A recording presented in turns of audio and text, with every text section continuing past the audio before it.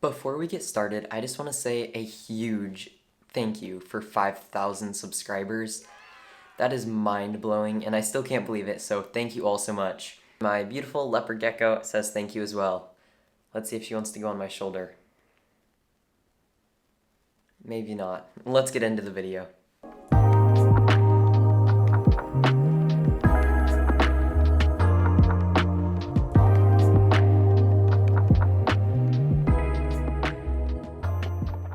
There are many species of reptiles that are commonly kept as pets that, in my opinion, really suck for most keepers. In today's video, I'll be going over the top 5 animals which are, in my opinion, the worst pet reptiles you could possibly own. Let's get into it. Now first, I just want to provide this disclaimer that this is just a general list and this does not apply to everyone.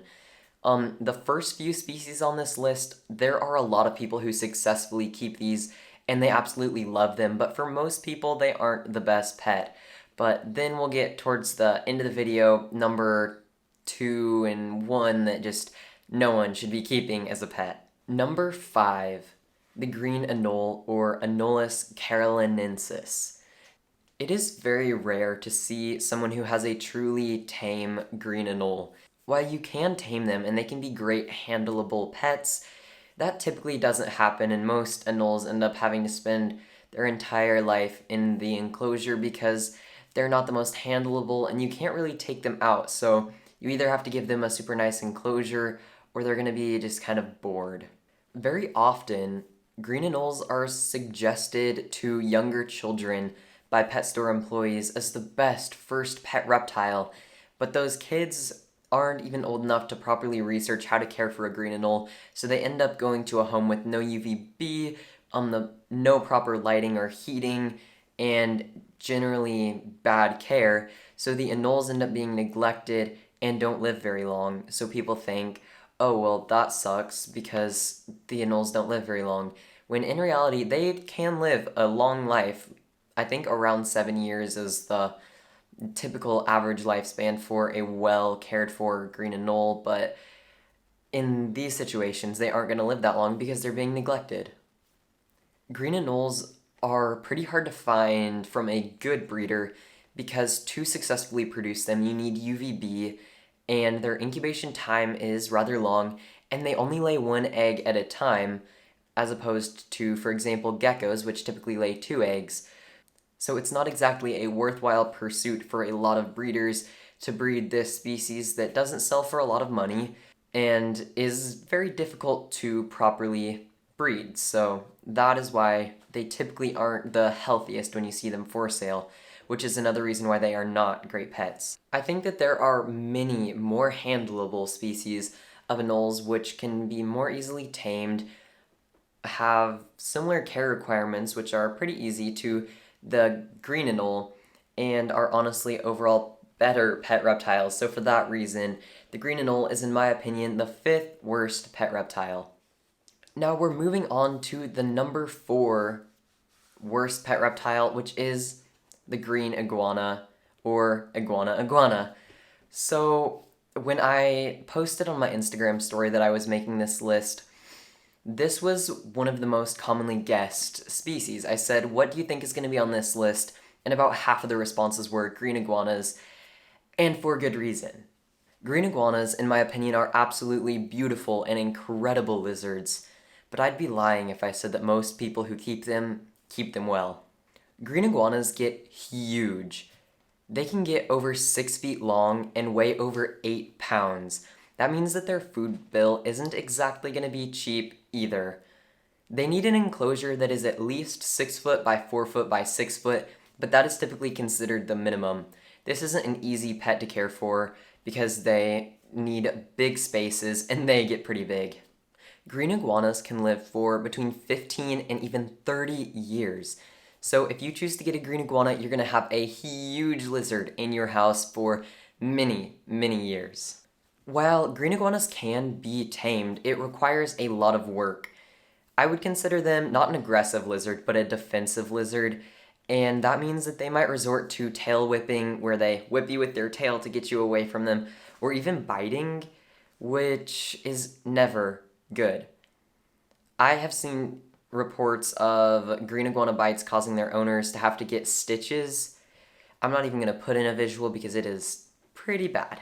This isn't a green iguana hate video. I absolutely love them as a species. I just don't think that they are the right pet reptile for most people, including myself at this time. For all of the reasons that I mentioned, green iguanas have earned themselves the 4th worst pet reptile, in my opinion. Number 3 is going to be aquatic turtles in general, but specifically red-eared sliders, painted turtles, and map turtles. Don't get me wrong, I love turtles. I think that they are beautiful, I love them to death, but for most people, they make terrible pets. Aquatic turtles are another animal that are surprisingly commonly sold for low prices as cheap pets to people who see them as tiny little babies and are like, oh, that's cute, but don't realize that in a couple of years they're going to be pretty big and are going to be producing a lot of waste. You'll see aquatic turtles commonly in just the weirdest places like offices or classrooms. My kindergarten classroom had 2, now looking back, very poorly cared for red-eared slider turtles named, I believe, Cowboy and Gina. If any of my fellow classmates from kindergarten many years ago are watching this, confirm down in the comments that it was not a good situation for those turtles. I think it was like a 20-gallon tank, not good. Turtles create a ton of waste, and keeping their tank clean can be a very intensive process. You have to do frequent water changes and have a very heavy-duty and powerful filter. A normal fish tank filter is not going to cut it for turtle poop. They also need intense UVB to prevent a whole host of shell issues. Just weird shapes or even shell rot, all sorts of issues that can happen if you don't give them the proper care.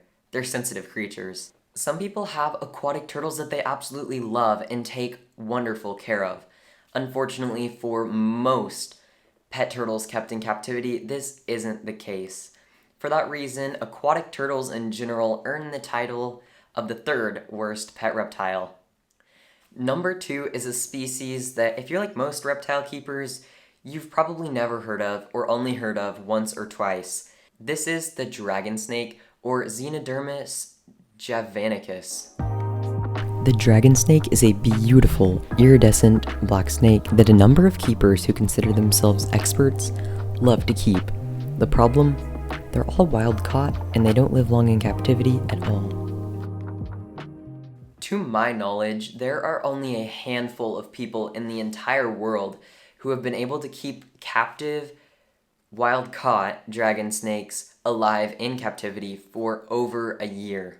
0 people have been able to get them to breed in captivity. Dragon snakes are simply very difficult animals to care for. They need very high humidity, and if they don't get that, they can develop a ton of skin issues. Sounds like a wonderful pet, right?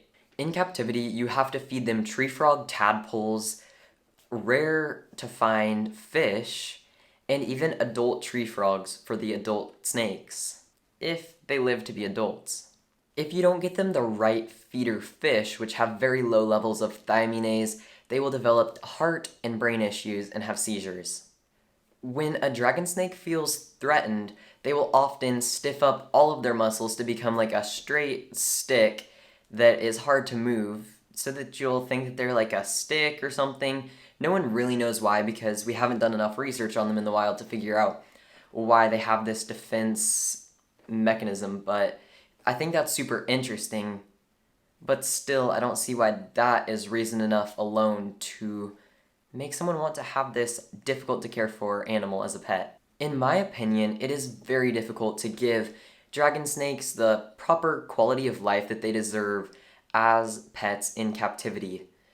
The only reason that they are number 2 instead of the number 1 worst pet reptile on this list is because very few people have access to them. Before we get to what is, in my opinion, the worst pet reptile, I want you to comment down below what is the best pet reptile. I'm considering doing a video of this in the future, and I would love your input on it.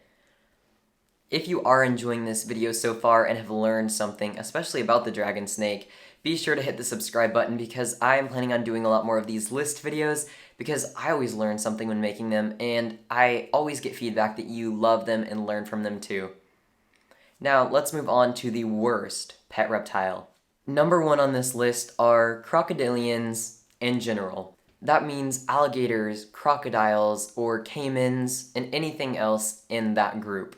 Fun fact, crocodilians are not lizards. I know a lot of people think that they are, but they're not. Snakes are more closely related to lizards than crocodilians. A few years ago, when I was at a small reptile store in the Midwest, I saw baby American alligators for sale for $50. You didn't have to have any proof of care knowledge or proof of an enclosure that's suitable for them, even when they're babies, much less when they're adults. You just had to give the people $50 and you had a new pet baby alligator. Sounds like a great idea, doesn't it? Now, fortunately, most people aren't just going around buying baby American alligators. Actually, the only one for sale on Morph Market at the time of filming this was a $20,000 albino American alligator. That's a lot better than a $50 normal American alligator, I guess, because it's going to discourage a lot more people from buying it. There are a number of Cuvier's dwarf caimans or smooth-fronted caimans for sale on Morph Market and generally all around the internet.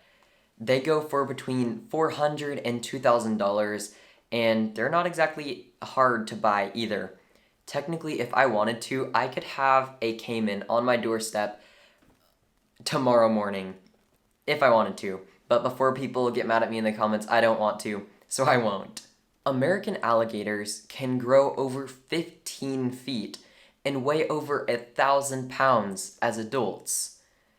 Now, their more common relatives, the Cuvier's dwarf caimans, can grow 4 to 5 feet and weigh over 15 pounds as an adult. Their food bill wouldn't be quite as expensive as an American alligator, but it still would not be very fun to have to pay for. Imagine how expensive it would be to buy raw meat and fish for something that weighed 15 pounds and was 4 to 5 feet long. Now imagine having to give it a bedroom-sized enclosure and find enough UVB bulbs to cover that entire room. See, these are starting to sound like less and less fun pets. In 2019, there was a woman who was killed trying to feed a crocodile in Indonesia that was being illegally kept as a pet. Now, fortunately, most people don't have pet crocodiles, but even pet caimans and other crocodilians have severely injured people. There are so many big reptiles, specifically lizards, which make much better pets and are a lot cooler and more interactive and handleable. So if you must have a big reptile, get one of those instead. I promise you, you'll live without a crocodilian. In conclusion, there are a lot of reptiles that don't exactly make great pets for most keepers. Some of these, like the green anole, green iguana, and most aquatic turtles, can make wonderful pets for the right people, but on the other hand, the dragon snake and crocodilians just really shouldn't be kept as pets by most people in general. Unfortunately, most of these pet reptiles are relatively cheap to buy online, and you could have them to your doorstep tomorrow if you really wanted to, without really demonstrating any care knowledge at all.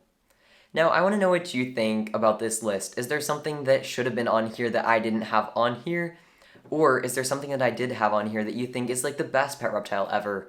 Comment down below and let me know your thoughts. I definitely want to hear from you so that if I make a part 2, I can use your ideas as well. Before we go, I want to say a huge thank you to my Patreon supporters for supporting this channel. I really appreciate it. If you want some awesome perks and behind-the-scenes content, be sure to go to patreon.com/hunterhauk to join the Patreon.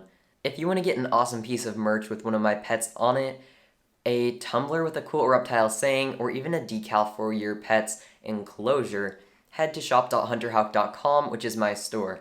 I really appreciate all of your support. You get something awesome and it helps me keep making these videos. Once again, thank you so much for watching. Be sure to like the video if you found it helpful, and subscribe if you've never seen my channel before. My name is Hunter Hauk, and I will see you next time.